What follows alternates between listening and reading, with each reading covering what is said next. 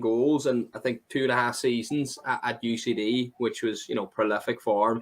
That got you spotted. Obviously Stephen Kenny took you to Dundalk. You sort of mentioned there earlier you didn't feel like you got a proper run at it at Dundalk. Was there a reason for that? Did you ever go to the gaffer and say, look, and I need a run, or how did that sort of pan out for you there when at Dundalk, who were obviously at the time they were the biggest club in Ireland, so it was a great move for you. But maybe did it come a bit too young for you, Georgie? Do you think? I know you're only 24. That was when you were 21. What would your view be on that? Possibly, it possibly did. I think it kind of correlated. It probably didn't help me that Stephen left, and Vinny came in.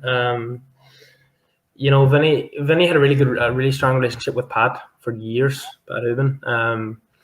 So they were, and then probably the biggest factor is probably Pat's personality. And that's not there. You need to. You need to elaborate on that, surely. Like, Pat's very big. Pat's personality. That's not a dig. It's not a dig at Pat, but Pat was he was one of the leaders in that team with him and Gertz and a few of the lads. And Pat hated being taken off, and he would have fucking made it known, right? That you'd know when what Pat's taking off. If I was only getting, and at times I'd only be getting 10 minutes, and we'd be 3 up, and he might have scored, and he'd still be fucking fuming to be coming off.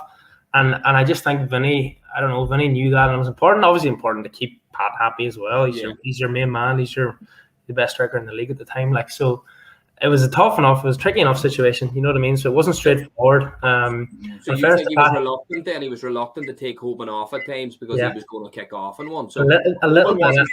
Pulling you to one side and, like, as a young striker trying to help you or anything, was he a little bit ruthless in that way? But again, we're trying to catch him up.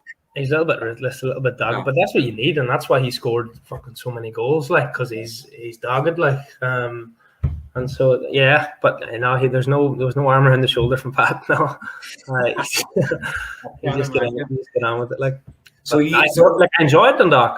There's no resentment or anything there. I don't regret it. Like, I fucking enjoyed them a few years. Like, it was great. Was there any other options? I suppose I'm sure there was, but was there, when you were thinking of leaving UCD, was there any other clubs that you could have went to that you didn't go to? I remember meeting Kenny Shields. Actually, it seems like years ago now. Jesus. Yeah. But Derry was always that was an option as well at the time.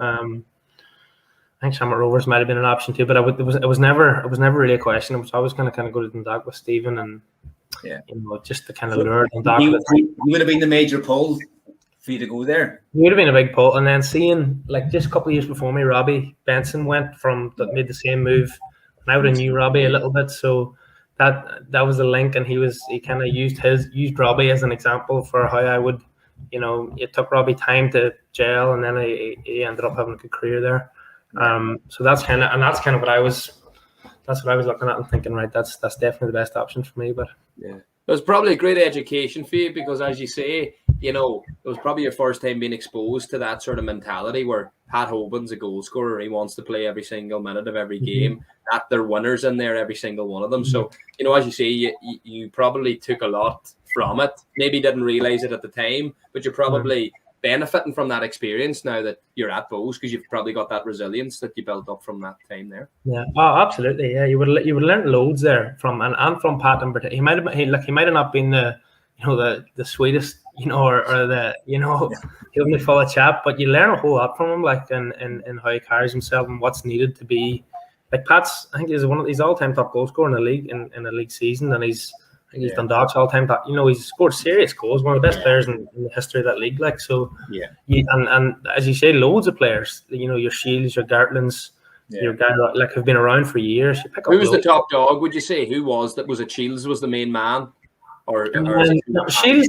Surprisingly, Shields would have been quiet enough in the changing room. Yeah, it's Gart's would have been really loud. Gart's would have been kind of loud and dominant.